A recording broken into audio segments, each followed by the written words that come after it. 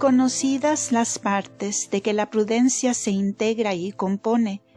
se divide en especies según los objetos y fines para que sirve.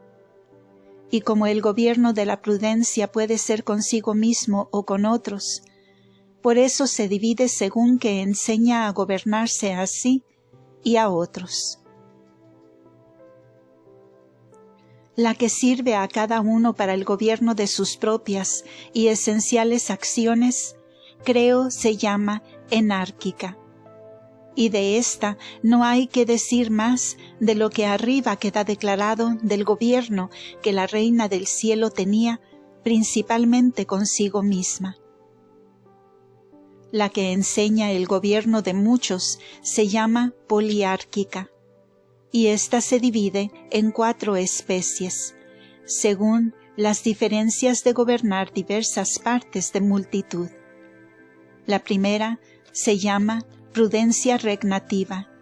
que enseña a gobernar los reinos con leyes justas y necesarias, y es propia de los reyes, príncipes y monarcas y de aquellos donde está la potestad suprema. La segunda se llama política,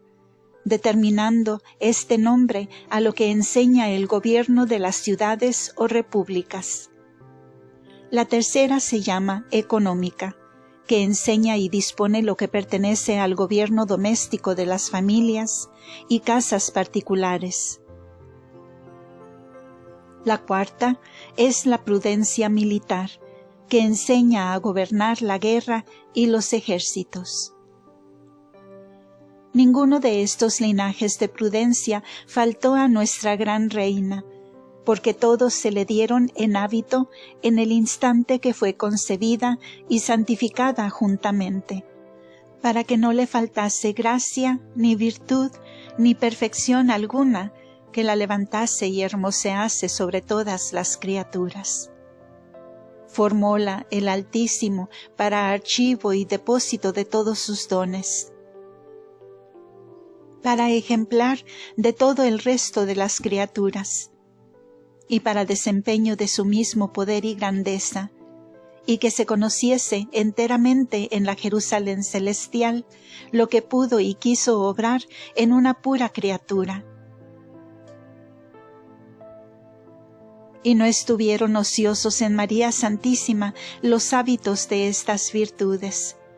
porque todas las ejercitó en el discurso de su vida en muchas ocasiones que se le ofrecieron. Y de lo que toca la prudencia económica, sabida cosa es cuán incomparable la tuvo en el gobierno de su casa con su esposo San José y con su Hijo Santísimo,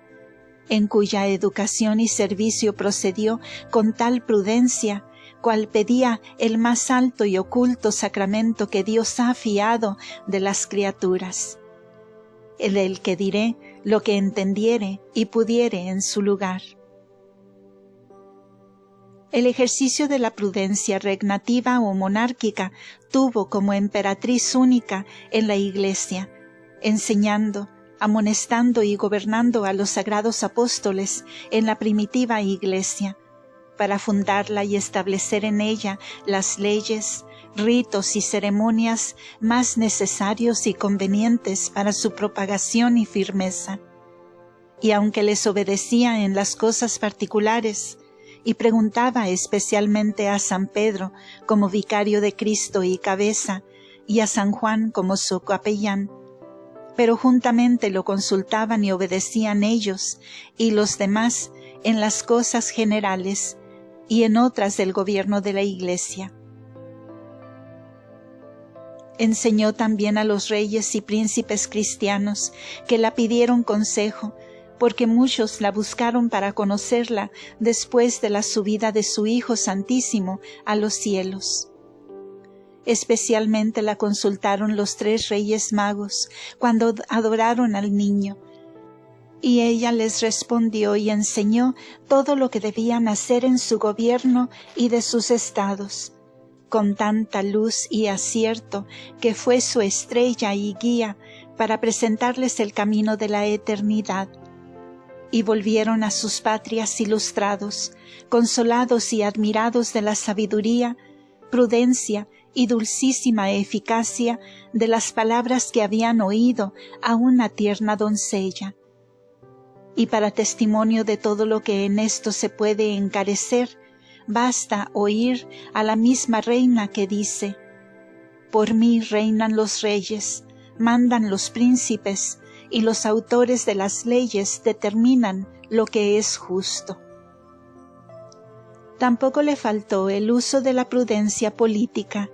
enseñando a las repúblicas y pueblos, y a los de los primitivos fieles en particular, cómo habían de proceder en sus acciones públicas y gobierno, y cómo debían obedecer a los reyes y príncipes temporales, y en particular al vicario de Cristo y cabeza de la Iglesia, y a sus prelados y obispos, y cómo se debían disponer los concilios, definiciones y decretos que en ellos se hacían. La prudencia militar tuvo también su lugar en la soberana reina, porque fue consultada también sobre esto de algunos fieles, a quienes aconsejó y enseñó lo que debían hacer en las guerras justas con sus enemigos, para obrarlas con mayor justicia y beneplácito del Señor. Y aquí pudiera entrar el valeroso ánimo y prudencia con que venció esta poderosa señora al príncipe de las tinieblas, y enseñó a pelear con él con suprema sabiduría y prudencia, mejor que David con el gigante, y Judith con Holofernes, ni Esther con Amán. Y cuando para todas estas acciones referidas no sirvieran estas especies y hábitos de prudencia de la Madre de la Sabiduría, convenía que los tuviese todos, a más del adorno de su alma santísima, para ser medianera y abogada única del mundo. Porque habiendo de pedir todos los beneficios que Dios había de conceder a los mortales, sin venir alguno que no fuese por su mano e intercesión, convenía que tuviese noticia y perfecto conocimiento de las virtudes que pedía para los mortales, y que se derivasen de esta señora como de original y manantial, después del mismo Dios y Señor, donde están como en el principio increado. Otros adminículos se le atribuyen a la prudencia, pero son como instrumentos suyos, y les llaman partes potenciales con que obra. Estos son la fuerza o virtud en hacer sano juicio, y se llama sínesis, y la que endereza y forma el buen consejo, y se llama ebulia, y la que en algunos casos particulares enseña a salir de las reglas comunes, y se llama nome. Y esta es necesaria para la epiqueia o epiquía, que juzga algunos casos por reglas superiores a las leyes ordinarias. Con todas estas perfecciones y fuerza estuvo la prudencia en María Santísima, porque nadie como ella supo formar el sano consejo para todos en los casos contingentes, ni tampoco pudo nadie, aunque fuese el supremo ángel, hacer tan recto juicio en todas las materias. Y sobre todo alcanzó nuestra prudentísima reina las razones superiores y reglas de obrar con todo acierto en los casos que no podían venir las reglas ordinarias y comunes, de que sería muy largo discurso quererlos referir aquí. Muchos se entenderán en el progreso de su vida santísima. Y para concluir todo este discurso de su prudencia, sea la regla por donde se ha de medir la prudencia del alma santísima de Cristo nuestro Señor, con quien se ajustó y asimiló en todo respectivamente, como formada para coadjutora, semejante a Él en las obras de la mayor prudencia y sabiduría que obró el Señor de todo lo criado y Redentor del mundo. Doctrina de la Reina del Cielo. Hija mía, Todo lo que en este capítulo has escrito y lo que has entendido, quiero que sea doctrina y advertencia que te doy para el gobierno de todas tus acciones. Escribe en tu mente y conserva la memoria fija del conocimiento que te ha dado mi prudencia en todo lo que pensaba, quería y ejecutaba. Y esta luz te encaminará en medio de las tinieblas de la humana ignorancia, para que no te confunda y turbe la fascinación de las pasiones, y mucho más, la que con suma malicia y desvelo trabajan tus enemigos por introducir en tu entendimiento. El no alcanzar todas las reglas de la prudencia no es culpable en la criatura, pero el ser negligente en adquirirlas para estar advertida en todo como se debe, esta es grave culpa y causa de muchos engaños y errores en sus obras. Y de esta negligencia nace que se desmanen las pasiones, que destruyen e impiden la prudencia, particularmente la desordenada tristeza y deleite, que pervierten el juicio recto de la prudente consideración del bien y del mal. Y de aquí nacen dos peligrosos vicios, que son la precipitación en obrar sin acuerdo de los medios convenientes, o la inconstancia de los buenos propósitos y obras comenzadas. La destemplada ira o el indiscreto fervor, entrambos precipitan y arrebatan en muchas acciones exteriores que se hacen sin medida y sin consejo. La facilidad en el juicio y el no tener firmeza en el bien son causa de que el alma imprudentemente se mueva de lo comenzado, porque admite lo que en contrario le ocurre y se agrada livianamente ahora del verdadero bien y luego del aparente y engañoso que las pasiones piden y el demonio representa. Contra todos estos peligros te quiero advertida y prudente, y lo serás si atiendes al ejemplar de mis obras y conservas los documentos y consejos de la obediencia de tus padres espirituales, sin la cual nada debes hacer para proceder con consejo y docilidad. Y advierte que por ella te comunicará el Altísimo copiosa sabiduría, porque le obliga sobremanera el corazón blando, rendido y dócil. Acuérdate siempre de la desdicha de aquellas vírgenes imprudentes y fatuas, que por su inadvertida negligencia despreciaron el cuidado y sano consejo, cuando debían tenerle, y después cuando le buscaban hallaron cerrada la puerta del remedio. Procura, hija mía, con la sinceridad de paloma, juntar la prudencia de serpiente, y serán tus obras perfectas. Capítulo 10. De la virtud de la justicia que tuvo María Santísima. La gran virtud de la justicia es la que más sirve a la caridad de Dios y del prójimo, y así es la más necesaria para la conservación y comunicación humana, porque es un hábito que inclina a la voluntad a dar a cada uno lo que le toca,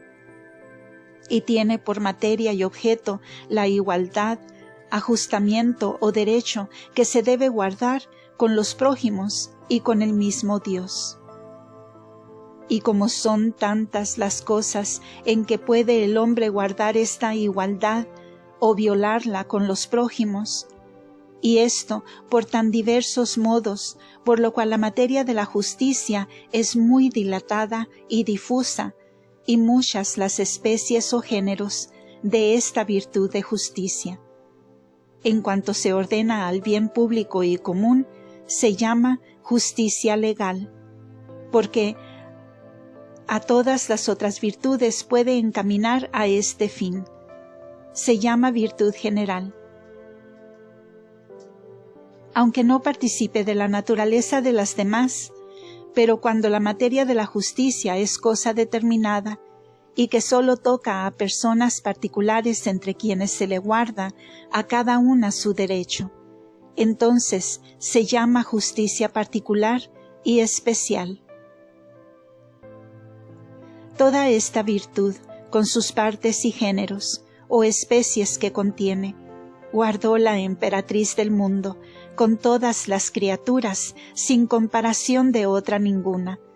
porque sola ella conoció con mayor alteza y comprendió perfectamente lo que a cada uno se le debía. Y aunque esta virtud de la justicia no mira inmediatamente a las pasiones naturales, como lo hacen la fortaleza y templanza, según adelante diré, pero muchas veces y de ordinario sucede que por no estar moderadas y corregidas las mismas pasiones, se pierde la justicia con los prójimos, como lo vemos en los que por desordenada codicia o deleite sensual usurpan lo ajeno. Pues como en María Santísima ni había pasiones desordenadas, ni ignorancia para no conocer el medio de las cosas en que consiste la justicia, por esto la cumplía con todos, obrando lo justísimo con cada uno, enseñando a que todos lo hiciesen cuando merecían oír sus palabras y doctrina de vida.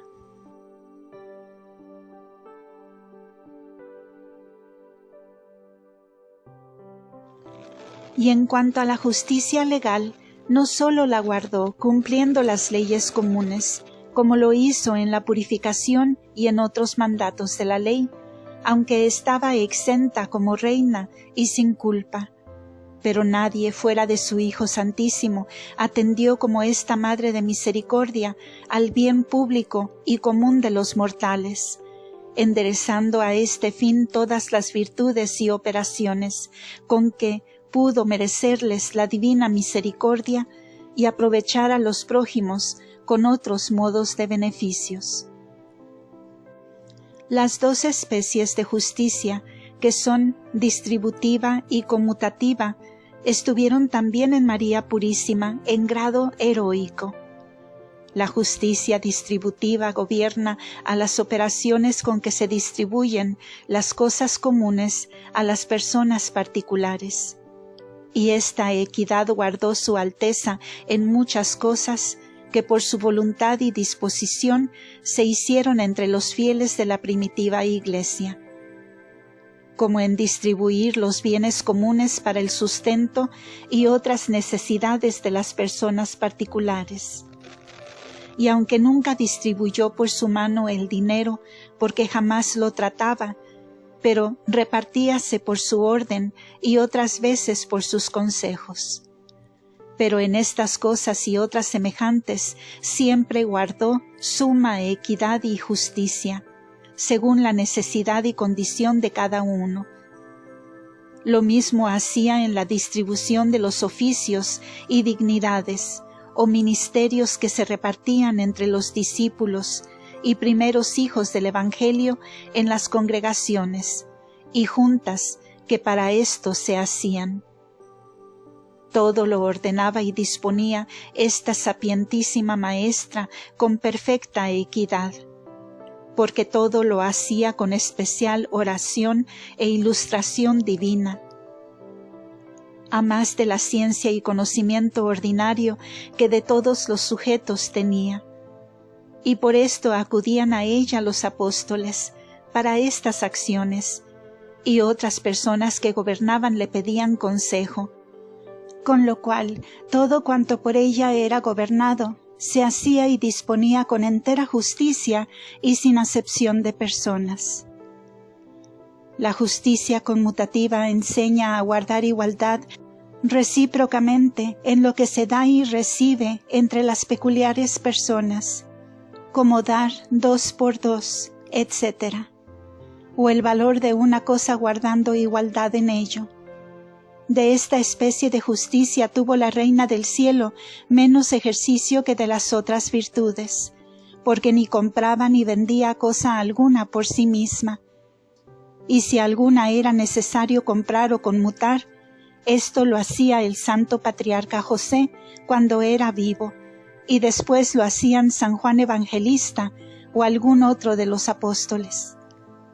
Pero el Maestro de la Santidad, que venía a destruir y arrancar la avaricia, raíz de todos los males, quiso alejar de sí mismo y de su Madre Santísima las acciones y operaciones en que se suele encender y conservar este fuego de la codicia humana. Y por esto su providencia divina ordenó que ni por su mano ni por la de su Madre Purísima se ejerciesen las acciones del comercio humano de comprar y vender, aunque fuesen cosas necesarias para conservar la vida natural. Mas no por eso dejaba de enseñar la gran reina todo lo que pertenecía a esta virtud de justicia conmutativa, para que la abracen con la perfección de los que en el apostolado y en la iglesia primitiva era necesario que usasen de ella. Tiene otras acciones esta virtud que se ejercitan entre los prójimos, cuales son juzgar unos a otros con juicio público y civil o con juicio particular, de cuyo contrario vicio habló el Señor por San Mateo cuando dijo: «No queráis juzgar, y no seréis juzgados». En estas acciones de juicio se le da a cada uno lo que se le debe, según la estimación del que juzga, y por esto son acciones justas si se conforman con la razón, y si desdicen de ella son injusticia. Nuestra soberana reina no ejerció el juicio público y civil, aunque tenía potestad para ser juez de todo el universo, pero con sus rectísimos consejos en el tiempo de su vida y después con su intercesión y méritos, cumplió lo que está de ella escrito en los Proverbios: «Yo ando en los caminos de la justicia, y por mí determinan los poderosos lo que es justo». En los juicios particulares nunca pudo haber injusticia en el corazón justísimo y purísimo de María Santísima, porque jamás pudo ser liviana en las sospechas, ni temeraria en los juicios, ni tuvo dudas, ni cuando las tuviera las interpretara con impiedad en la peor parte. Estos vicios injustísimos son propios y como naturales entre los hijos de Adán, en quienes dominan las pasiones desordenadas de odio, envidia y emulación en la malicia, y otros vicios que como esclavos viles los supeditan. De estas raíces tan imperfectas nacen las injusticias, de las sospechas del mal con leves indicios y de los juicios temerarios, y de atribuir lo dudoso a la peor parte, porque cada uno presume fácilmente de su hermano la misma falta que en sí mismo admite. Y si con odio o envidia le pesa del bien de su prójimo y se alegra de su mal, ligeramente le da el crédito que no debía, porque se lo desea, y el juicio sigue al afecto. De todos estos achaques del pecado estuvo libre nuestra reina, como quien no tenía parte en él. Toda era caridad, pureza, santidad y amor perfecto, lo que en su corazón entraba y salía. En ella estaba la gracia de toda la verdad y camino de la vida. Y con la plenitud de la ciencia y santidad nada dudaba ni sospechaba, porque todos los interiores conocía y miraba con verdadera luz y misericordia, sin sospechar mal de nadie, sin atribuir culpa a quien estaba sin ella, antes remediando a muchos las que tenían y dando a todos y a cada uno con equidad y justicia lo que le tocaba, y estando siempre dispuesta, con benigno corazón, para llenar a todos los hombres de gracias y dulzura de la virtud.